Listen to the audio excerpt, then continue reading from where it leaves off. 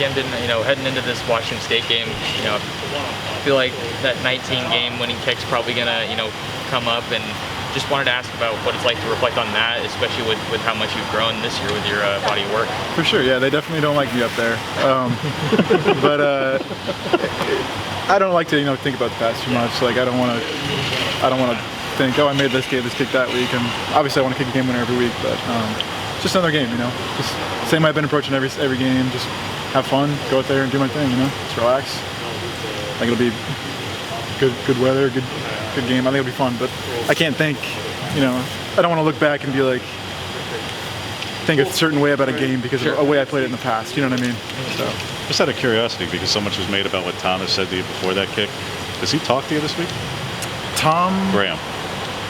Thomas Graham. Yeah. Oh, Thomas Graham. Number 4, used to play here. Okay, yeah. Little guy. I was thinking Tom Snee. I thought you were talking about Tom Snee. Yeah, that was really cool. That was a cool moment. I think there's a lot of pictures out there of that, and I think that was just a really profound moment and just kind of showed what our team was during that time. But him and I just prayed for a minute there and just, helped me relax. Just the fact that I had my teammates back, especially a guy like him who is, one of the better players, one of the leaders on our team.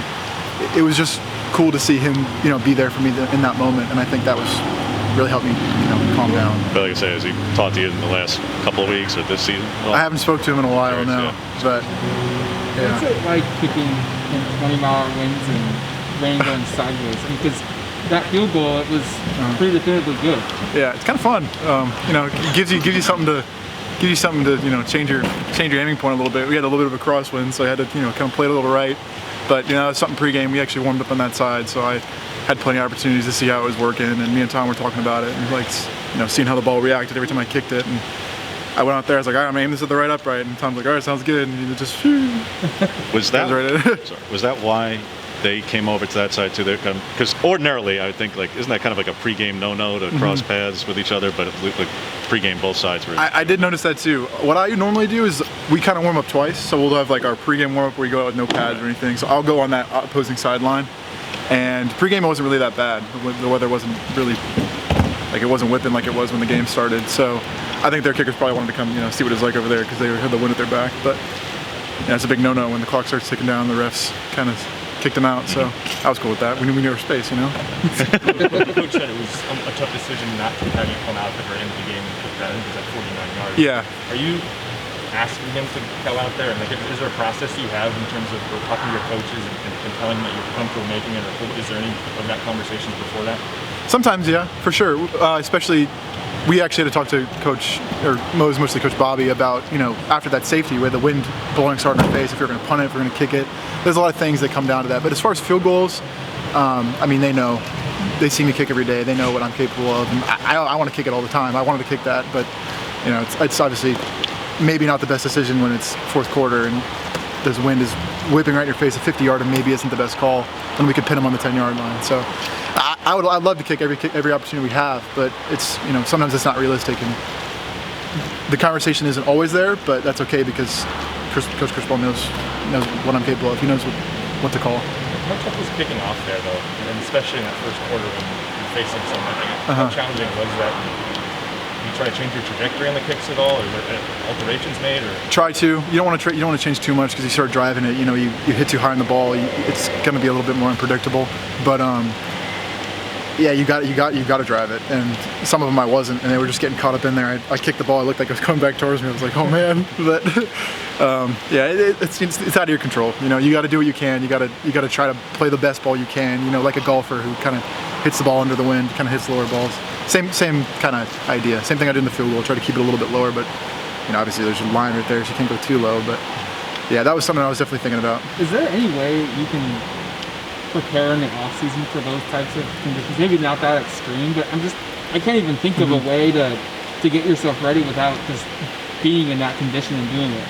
You don't necessarily need to, because kicking is kicking. My form isn't really going to change regardless of what happens. It's really just right before the game. That's when you want to prepare the most because every condition is going to be different. Every wind is going to be different, and the wind's going to change mid-game. So, a lot of times in the winter, I'll come out and kick in the rain and stuff just to kind of get a feel for it. But it's not something you really need to prepare for. It's something that's just going to happen naturally, and you're just going to have to adjust in each individual moment, watch the flags, see what's going on. But yeah. Do you have a different rain cleat or anything? Because guys are losing their, like KT even lost his footing. So like, do you have something different for? I try not to wear leather in the rain. I have some leather cleats and like some synthetic ones, but I just wear the synthetic ones. But I like all my. I've got a bunch of cleats. I like them all. I guess to get super nerdy, what's the difference? Well, synthetic. Yeah, I love talking about this stuff. So that's I'm a cleat nerd. But yeah, synthetic leather is it's not real leather. It's fake leather, and it's more of a plastic kind of material, and the water doesn't really soak up. So it's actually an older pair of cleats I actually have had since my freshman year. So I'll break those out when it's windy and rainy, and I don't want my leather cleats to get soaked up with water. So it kind of repels it a little more. I guess does it come off different? The ball come off the foot different compared to? Not really. Okay, I was just curious. Jim, I think it was either you or Tom we were talking earlier in the season just about how you guys can relate being specialists with the isolation that kind of comes with practicing. But like a quarterback needs to get in their rhythm with the offensive line, with him being your holder. I'm curious what that relationship's like with you guys on the field as far as being in sync there. Mm-hmm. Well, he definitely gives me a lot of confidence because he's one of our leaders on our team and he knows what he's doing. So I think we definitely have a close relationship there because I have to have so much trust in him. He is in control of what I do. But same with Karsten, the snapper. So I think it is a unique relationship between a snapper and holder and a kicker because it's just such a trust factor. When it's raining and the ball's soaking wet, I can't slow down because if I slow down, they're going to block it. And if I go, and I got to keep my pace and trust him because and they got all the holes down. They were doing an awesome job with soaking wet football. So it is definitely a unique relationship where you really rely heavily on one person to do something so, consistently every single time. It's undervalued for sure, undervalued skill. What makes Karsten so good at what he does? Because there's virtually nobody who can actually rank long snappers other than people like yourselves or specialists who deal with them. But like preseason, he was ranked like one of the top 3 long snappers in America. So what is it about him that is so good? Well, consistency is the biggest thing when it comes to really any specialist. Snap speed, spirals. He throws the ball really fast. He gets the ball back there quick, under 0.65 seconds every single time. And the consistency, he does it every single time. So you don't really hear about him messing up a whole lot. And he's one of the best players on our team, and no one knows about that. No one realizes how good he actually is and what a value it is to have that until you watch, Washington snap it over. Like it's just. You don't notice that kind of stuff, but I think that's what makes him so good is the fact that he does it every single time. Can you put into context just how good 1.6 seconds or 0.6 seconds is? Like, yeah, we don't know any, we don't have anything to compare that to. I mean, a good snap time is anything under 0.7, but he's 0.64, 0.63. That's just from snap to catch. So that's something we value a lot because that gives Tom 0.05 more seconds to take his steps and be more comfortable, which doesn't sound like a lot, but when there's a bunch of guys running at you and you need to be on point, that's that extra 0.05 seconds that he can deliver every single time is super valuable to us. Your 2019 and 20 seasons are so much different than your 21 in terms of the success. Is there psychologically managing anything differently? I'm not saying are you preparing differently, but do you recognize the difference between those 2 years and kind of what's that been like for you? I think, I'm a lot more comfortable. And I'm definitely having more fun.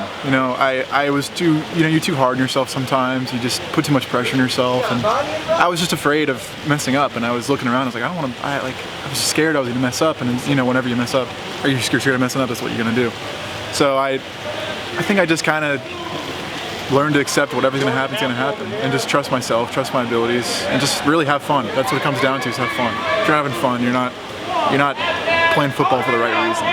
Football's a sport. It's meant to be fun, and I wasn't really having as much fun as I should have been having back then. Was there like a moment or a series of moments that led to that change where football became fun for you because of something that happened or something that changed? I would say last season, just realizing how hard I was being on myself and realizing how much pressure I was putting on myself. And talking to my family, talking to my friends, and just they're like, why are you so serious? Why do you care so much? Like, it just doesn't matter, It doesn't matter. It's such a small part of my life, football. Like, I need to just enjoy the time I'm here, And when I started having fun, it just got better and better. I appreciate it.